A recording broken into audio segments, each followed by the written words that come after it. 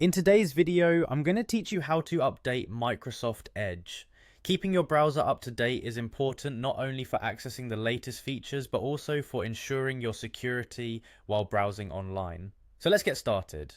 First, you'll need to open Microsoft Edge on your computer.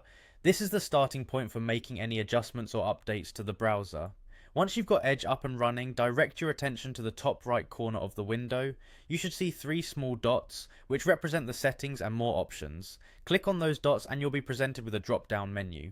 From this menu, select Settings. Now that you're in the settings, shift your attention to the left-hand side of the screen. Here, you will find various tabs that allow you to manage different aspects of your browser experience. What you're looking for is the About Microsoft Edge option. Go ahead and click on that. Once you're in the About Microsoft Edge section, you'll notice that the page will start checking for updates automatically.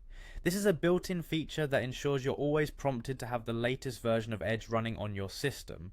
If there are any updates available, don't worry about having to click any extra buttons. The downloading and installation process kicks off automatically. So just sit back and let your computer do the work. Bear in mind that you'll need a stable internet connection to make sure this goes smoothly. These updates come with the latest features and important security patches, so it's crucial to keep them current.